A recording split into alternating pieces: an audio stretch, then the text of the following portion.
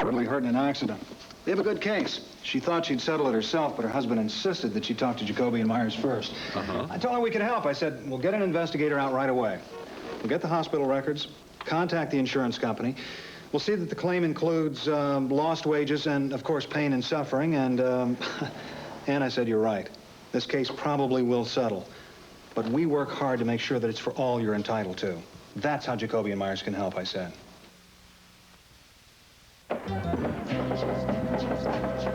It's Phil and Jim's 36th anniversary sale, and that means 36 years of high-tech video and appliances, of selection, service, and savings. Like this GE large-capacity washer, featuring 3 wash-rinse selections and regular time cycles at $299.86.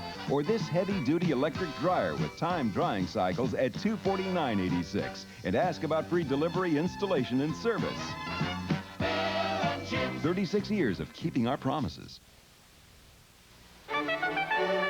The Volvo 780 has been engineered to be the most exceptional Volvo ever, with an interior that advances the science of ergonomics, seats that take longer to make than some cars, a sound system that sounds better than anything you've ever heard, and multi-link independent rear suspension that puts comfort and handling under one roof. The limited edition Volvo 780.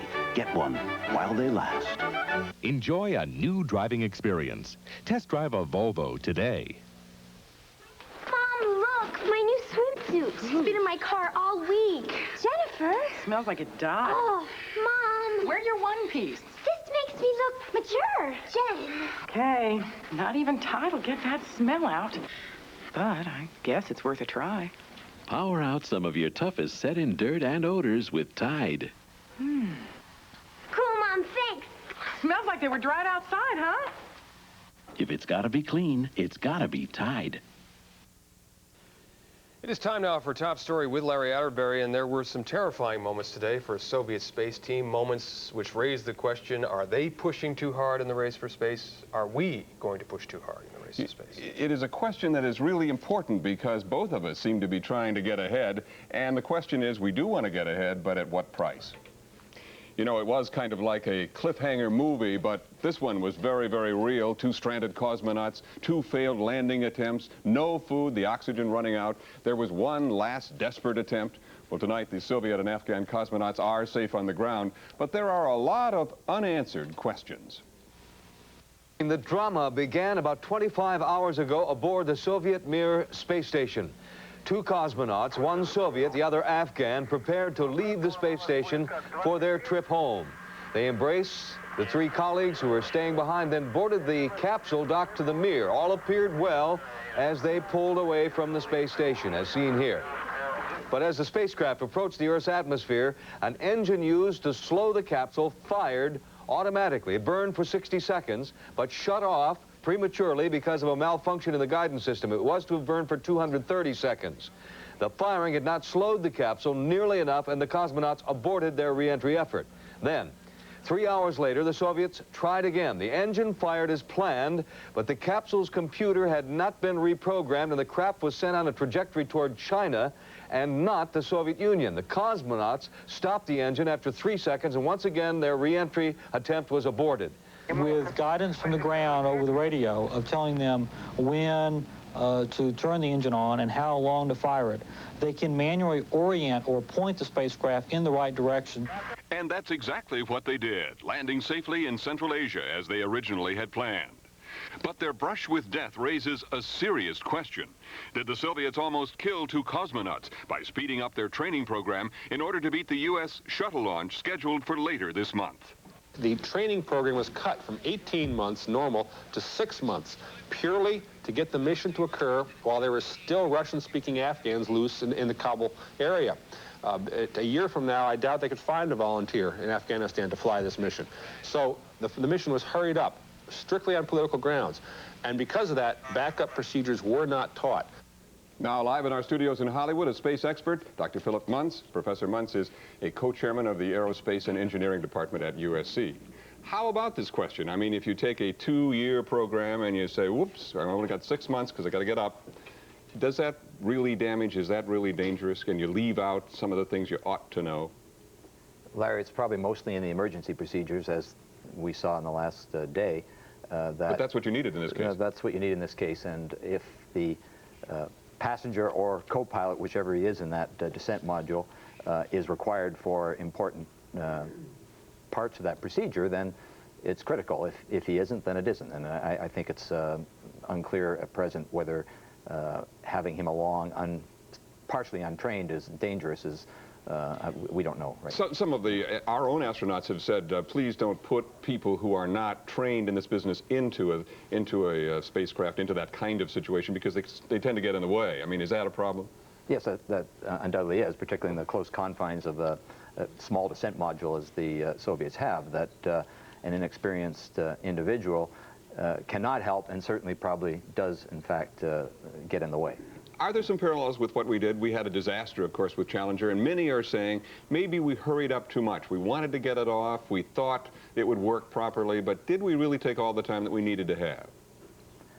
I think our reasons for flying Challenger have been well established, that the space shuttle was sold as a bus, and we were trying to meet that schedule, and it perhaps was not the piece of machinery that could quite meet what it was supposed to do, and therefore we ran into trouble. So if you wish, there is a similar, or there is an analogy to this situation, but it's a little bit hard to tell at this point whether it's a very close analogy or not. Now, they were talking about this, what they call the infrared horizon sensor. Well, what the heck is that to begin with, and what does it do?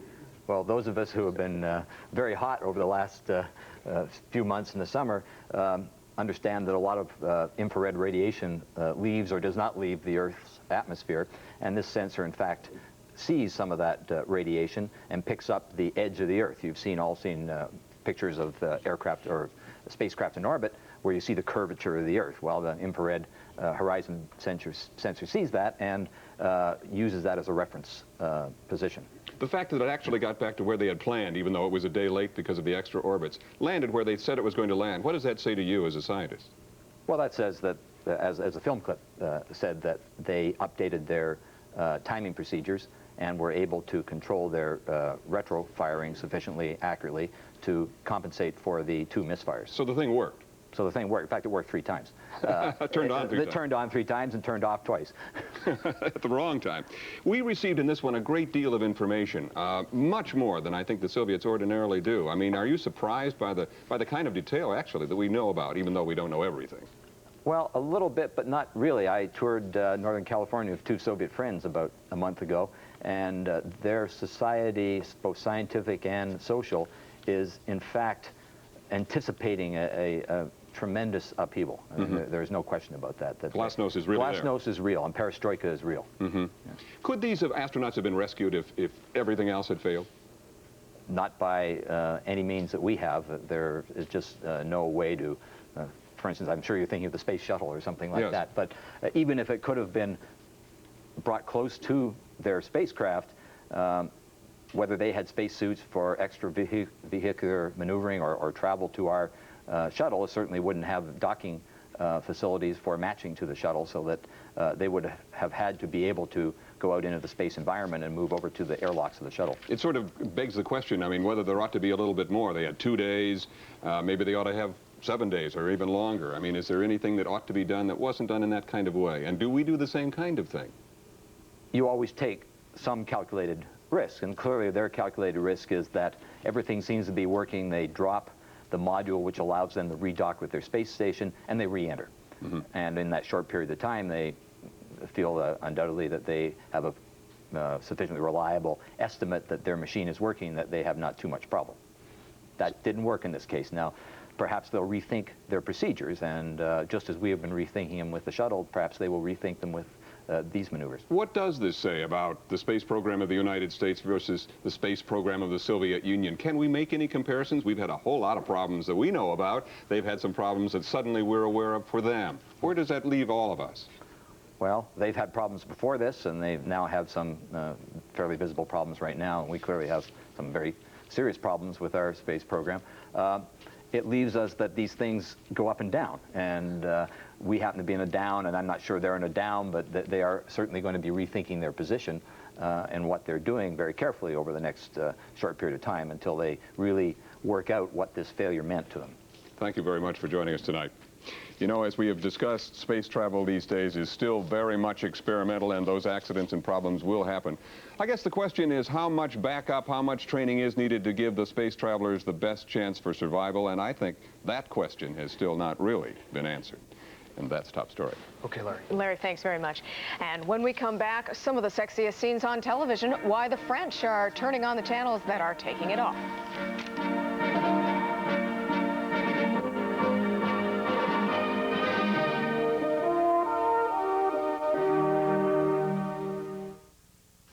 I know it's kind of early for this type of thing. I just wanted to be the first to tell folks in this area about the newest, biggest, boldest taste yet from Doritos, new salsa Rio flavor. Imagine all those Rio Grande fixins plus big chunky salsa taste, and it's all on one little chip. The age we live in. Forgot about that crunch business. New salsa Rio flavored Doritos brand tortilla chips. They taste as good as they crunch.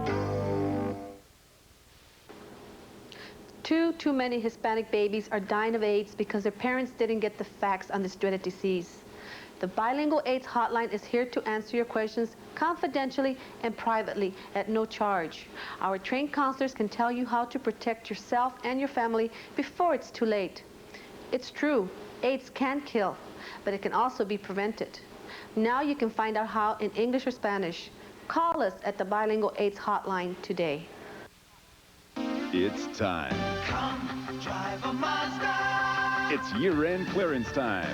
Time to get the deal of the year on a new Mazda. And factory-to-dealer cash incentives can add hundreds to your savings on a Mazda truck.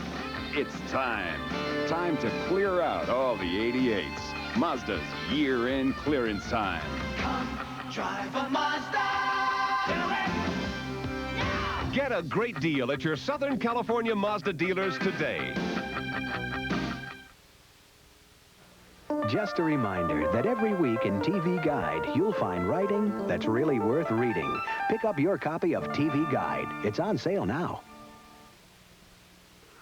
Now at Circuit City, the Scott dual cassette deck, just $79. Low prices guaranteed every day. Circuit City. Les Miserables, the musical sensation at the Schubert Theater. Don't miss out. Call 1-800-233-3123 for tickets. In world news tonight, Poland's Lech Walesa is threatening a new round of strikes. Walesa says the only way to head that off is for the government to recognize the Solidarity Union.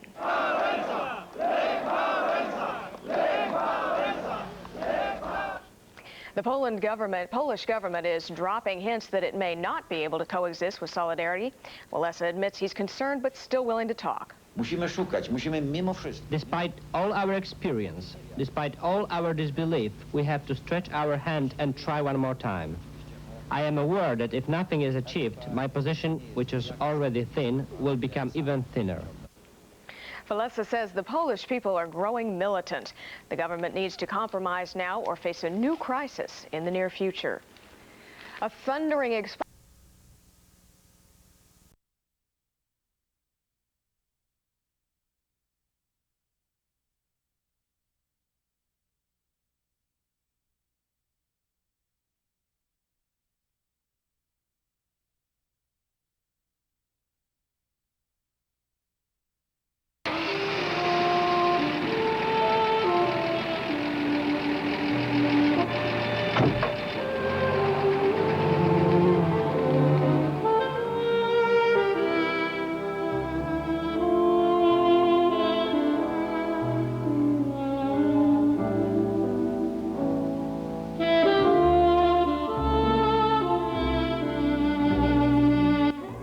Now, stay tuned for scenes from the startling conclusion of The Rules of Marriage, starring Elizabeth Montgomery, Elliot Gould, and Michael Murphy.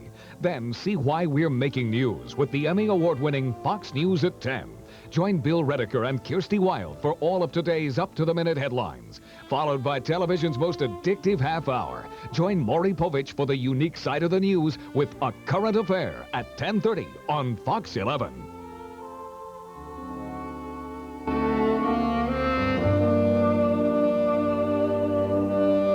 Fox News is next. Tonight, Jesse Jackson takes the torch from Cesar Chavez. We'll have the latest on the boycott against grape growers.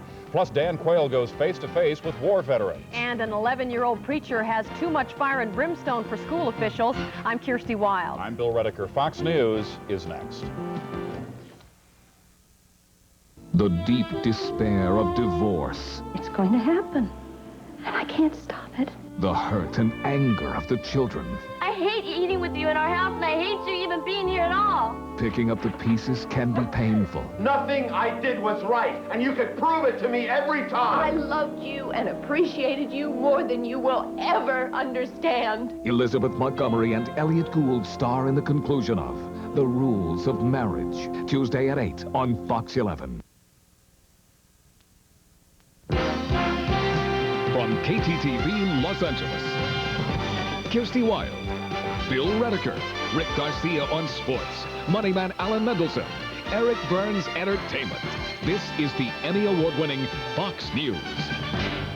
Good evening, everybody. The quiet protest of Cesar Chavez has been handed over to one of the most visible and outspoken crusaders in America tonight. Jesse Jackson has picked up the hunger strike where Chavez left off.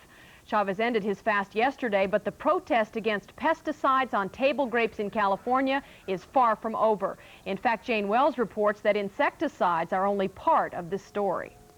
Jesse's fasting, boycott grape. Jesse's fasting, boycott grape. To the chants of supporters, Jesse Jackson arrived in an East LA Ralph's Market.